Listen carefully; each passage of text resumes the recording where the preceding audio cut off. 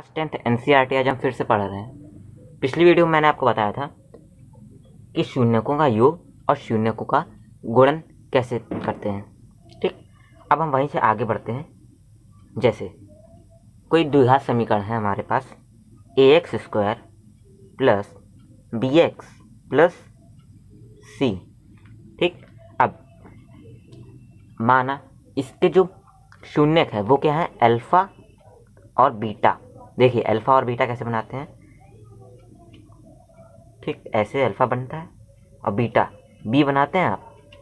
तो ये इसको लंबा कर दीजिए आप, तो ये बीटा हो जाता है, बीटा। ठीक, अल्फा आप कैसे 8 को लिटा दीजिए और इसको हटा दीजिए, तो ये हो गया अल्फा। आपने समझ लिया अल्फा बीटा क्या होता है। तो हमने माना कि कोई द्विघात समीकरण है ax square plus bx plus c, इसके जो शून्यक है वो है अल्फा और बीटा। तो हम क्या लिख सकते हैं, जो इसके गुणनखंड होंगे वो कैसे होंगे, k x माइनस अल्फा और x माइनस बीटा। क्यों, देखिए जैसे कोई समीकरण थी ax square plus bx plus c, जहाँ a b c पूर्णांक है। अगर आप उसको सॉल्व करें तो अगर जो चर है द्विघात समीकरण का वो x है, तो उसके गुणनखंड कैसे आते थे, x माइनस कुछ करके आते थे।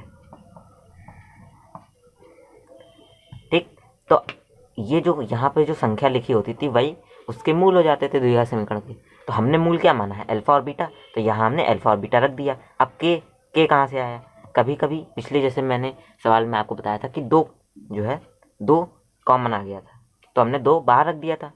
ठीक, अब दो के स्थान पर जरूरी थोड़ी ना कि दो आए, 3 भी आ सकता है, 4 भी आ सकता है। इन दोनों ब्रैकेट्स में कुछ भी कॉमन आ सकता है, तो वो बाहर आ जाएगा। तो हमने मान लिया के आ जाए। अगर कुछ नहीं आया तो के का मान क्या होगा, 1। इसका मतलब क्या है कि के जो है वो एक कोई पूर्णांक है। समझ गए आप लोग यहाँ तक। अब हम इन दोनों का गुणा कर देते हैं अंदर। कैसे लिख देंगे हम, एक्स स्क्वायर हो जाएगा ये माइनस एक्स अल्फा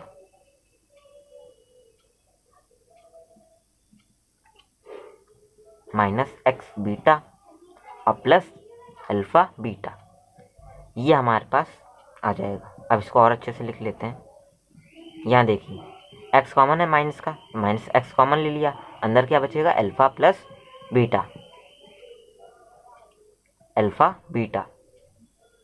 ठीक, अब k का हम गुणा करवा दें तो क्या आ जाएगा, k x square minus k x alpha plus beta is equal to k alpha beta. तो हमारे पास जो समीकरण है वो ये आ जाएगी। ठीक है, तो हमारे पास ये समीकरण आ जाएगी। इससे हमें क्या पता चल रहा है कि जो a है उसका मान क्या है, k, और जो b है उसका मान क्या है, माइनस के अल्फा प्लस बीटा, और जो c है उसका मान क्या है, यहाँ बराबर नहीं, यहाँ प्लस है, और जो c है उसका मान क्या है, के अल्फा बीटा। ठीक है, देखिए a का मान आ गया हमारे पास के, b का मान आ गया माइनस के अल्फा प्लस बीटा, और c का मान आ गया के अल्फा बीटा। अब जो b है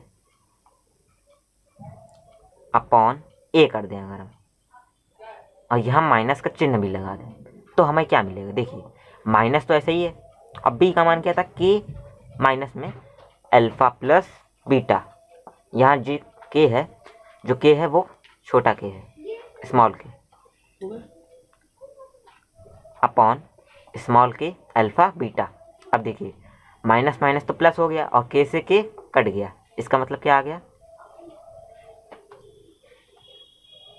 देखिए ए का मान के था, ए का मान के अल्फा बीटा नहीं था, ए का मान के था और सी का मान के अल्फा बीटा था। तो के से के कट गया, आ गया हमारे पास अल्फा प्लस बीटा। इसका मतलब क्या है, अल्फा प्लस बीटा का मान क्या है, माइनस बी अपॉन ए। ठीक, ऐसे हम निकालें अगर सी अपॉन ए, तो सी की वैल्यू थी के अल्फा बीटा अपॉन के से के कट गया, अल्फा बीटा आ गया।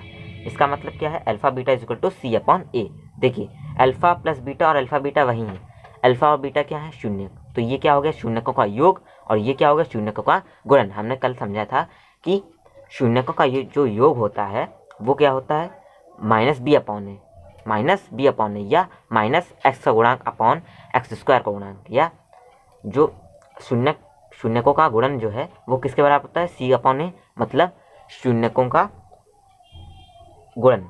ठीक है, ये क्या होता है, अचर पद अपॉन एक्स स्क्वायर का गुणांक।